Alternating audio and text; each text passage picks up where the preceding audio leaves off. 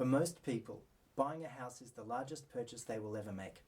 If something goes wrong, the only option for homeowners is to commence litigation against a builder in the VCAT building and property list. Existing research highlights that VCAT litigation can be lengthy and costly. Engaging lawyers to prepare a case and appear at hearings is expensive. Homeowners frequently don't have the financial resources to fund lawyers running a matter all the way to trial, and VCAT will generally order an unsuccessful litigant to pay the opponent's costs. As a result, homeowner litigants face a lot of financial pressure to settle claims before trial. Many lack the financial resources to progress the litigation, are scared of having to pay the other side's legal fees, or may simply be exhausted by the lengthy process. This financial pressure results in many homeowners deciding to abandon or settle litigation based on legal costs rather than on legal liability. In that way, legal costs become a barrier to homeowners accessing justice. Equal access to justice is an essential part of our democracy, and our courts and tribunals should be designed to have low-cost processes that save money for litigants and for taxpayers who fund the system. Multiple reviews show that the legal system needs to be improved, and we need to understand litigants' experiences to know how to improve the system. But there is still a big gap in our knowledge about litigants' experiences in the VCAT. This knowledge gap is partly due to confidentiality of legal advice and negotiations, plus the focus of previous research being only on appellate cases rather than on cases that settled prior to hearing. Because the vast majority of cases settle before trial, we lack knowledge about how and whether legal costs affect the outcome of most litigation. Researching litigants' experiences in active matters, rather than just appellate cases, will tell us how we can improve the regulatory and procedural structure of the VCAT. In turn, those improvements will increase access to justice in our legal system. So with the aim of improving access to justice, my proposed research question is, how do legal costs affect the strategic decision-making of homeowners in VCAT building litigation? The research project will adopt a constructivist approach to investigation of litigants' experiences. This methodology will include hermeneutical or interpretative observation of participants to obtain qualitative data, as well as obtaining quantitative data that provides demographic information and other contextualizing information about research participants. This methodological paradigm will inform the research design by establishing a case study approach, exploring and comparing the experiences of different litigants. A constructivist approach also affects the procedure of research, as interviews and surveys over a period of time will be needed to understand the accumulative effect of legal costs in changing attitudes and strategic decision-making of litigant participants. Ultimately, the methodological paradigm will affect the analysis of the research through coding, particularly axial and selective coding, which I will discuss when giving an overview of the proposed analysis process. In order to understand how legal costs affect the strategic decision-making of homeowners, I will adopt a hybrid approach to collect qualitative data about their experiences and also quantitative data, including updates on amounts of their legal fees and the quantum of litigants' claims. First, I will be using surveys, an effective method for obtaining certain information, primarily quantitative data that can be efficiently collated. Examples include a quantum cost comparison, how long the proceeding's been going on, and whether lawyers charge hourly rates or fixed fees. Follow-up surveys about mounting legal expenses and the progress of the case will be done every 3 months in a face-to-face environment. But as Seal and others point out, surveys generally only permit people to express themselves narrowly and don't allow scope for expressing a change of opinion. So I will also be having face-to-face interviews with participants at 3-month intervals during their litigation. A major focus of the interviews will be the feelings and perceptions of litigants about the commercial realities of the legal process and the impact on their own cases. The quantitative data will help to interpret the qualitative data, a mixed methods approach. This way of collecting data is appropriate for what the research aims to understand, because the personal experiences of litigants are essential to answering the research question. Yet at the same time, the objective context of participants, particularly the monetary situation, will shed light on the reasons why litigants make their strategic decisions. I have the skills to design the survey questionnaires about legal costs, but my experience in the legal profession and inherent bias would probably influence interview participants. so I propose engaging another researcher to carry out the interviews. Although the hybrid approach will be effective in collecting a lot of useful data, and engaging the external interviewer will offset some foreseeable problems of bias or reflexivity, it will be an expensive exercise and difficult to sort through all the information. The proposed framework analysis I discuss later should minimise that weakness. The participants I'm seeking to collect data from fall within a sampling frame of adults who own a residential property and are party to active legal proceedings in the VCAT that relate to a building dispute about their property. The sample will be obtained by selecting 25 cases from the building and property list. It will be a probability sample selected through systematic sampling. Because the surveys and interviews will all take place at the VCAT, there will be no cost disadvantages from the sample being geographically dispersed.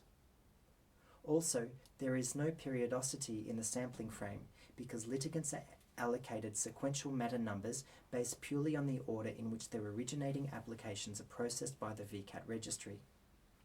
I will get access to these people by having the VCAT send invitation letters to people when their originating application is filed. Whoever accepts the invitation will be added to the list, but not necessarily be a participant. There is a risk that an unrepresentative sample may be obtained because only certain people respond to the invitation, but providing some kind of participation incentive may also distort the sample. So I will regularly monitor the demographics of participants to identify if any bias emerges. The analysis of data obtained from the research will be undertaken using a constant comparative method to compare and contrast the data obtained from the surveys and interviews. This method enables concepts to be developed by coding and analysing the data at the same time. Systematic analysis of the data will highlight patterns and identify exceptions in the way that legal costs impact on different litigants.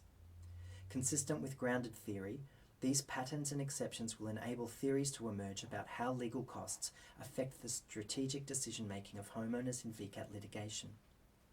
I will adopt a framework analysis using grids to collate data in a format that visually and thematically shows patterns emerging from the interviews and surveys data. In order to identify patterns, I will be establishing informative and comparative reference points by applying coding. Authors such as Saldana have identified how codes can capture the primary content and essence of data. I will be using two types of coding, substantive and contextual. Substantive coding will identify themes that emerge from participants' responses in interviews and surveys. Additionally, I will be applying contextual coding adapted from the model advanced in the seminal 1961 article by Becker and others. The contextual coding will identify three criteria about participant statements. Were they volunteered or prompted by questioning? Were they made privately? And have there been previous negations or denials suggesting changes of views? There will be multiple phases of coding and analysis. Authors such as Strauss and Corbin have distinguished between different phases of coding as open, axial, and selective. Progressing through these phases will enable review and reconfiguration of the substantive coding applied to data as themes or interesting divergences emerge in participants' responses. Adopting this analytical framework will make the findings of the research credible and transferable, and recording the context in which the data were obtained will enable others to determine if the findings can be applied in other settings. Meanwhile, the credibility of the results from this research will be underpinned by triangulation of data obtained through using both private surveys and face-to-face interviews as different sources of information. I will maximise these strengths by appropriate coding, particularly contextual coding, to be recorded in the framework analysis. There are potential weaknesses in this approach to collecting and analysing the data.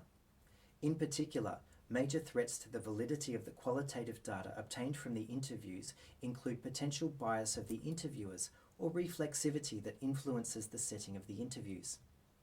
Similarly, such bias may influence the process of axial and selective coding of the data.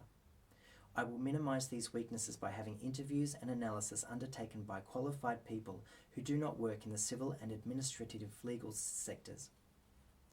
The key ethical issues in this research are the vulnerability of litigants and the confidentiality of data. People involved in litigation are inherently vulnerable, and disclosure of confidential information could undermine their legal proceedings and cause significant harm. Accordingly, this project will adopt what Bryman refers to as a universalist ethical stance. Written permission from participants and the President of the VCAT will be obtained for each new case, and informed consent, including an overview of the aims of the research, will be supplied to participants.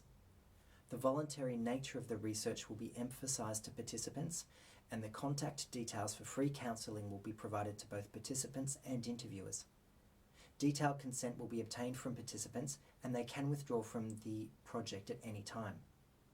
Once participants join the project, they will be allocated a code with no connection to their name or VCAT matter number. This will ensure anonymity for participants as well as confidentiality of their information.